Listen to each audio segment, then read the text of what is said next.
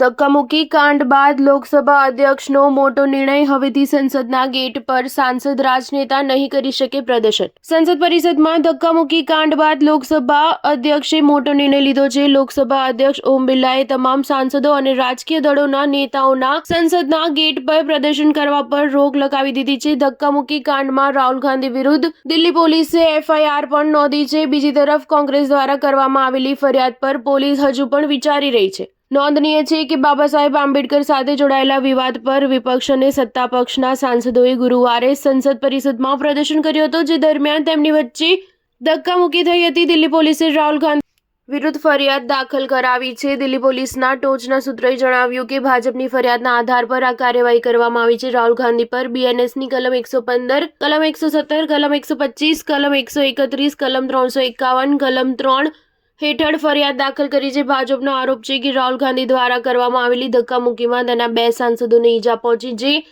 RML હોસ્પિટલમાં દાખલ છે. ભાજપની અનુસૂચિત જનજાતિ મહિલા સાંસદે રાહુલના અશોભનીય વ્યવહારની ફરિયાદ રાજ્યસભા ચેરમેનને કરી છે. ત્યારે ભાજપ અને કોંગ્રેસ બંને એકબીજાના સાંસદો વિરુદ્ધ પોલીસ સ્ટેશનમાં ફરિયાદ નોંધાવી હતી. ભાજપે રાહુલ ગાંધી વિરુદ્ધ હત્યાના પ્રયાસને લઈને ભારતીય ન્યાય સંહિતાની 6 અન્ય ગંભીર કલમો હેઠળ ફરિયાદ નોંધાવી હતી. સ્ટાર ન્યૂઝ 7 હંમેશા સચ્ચાઈની સાથે.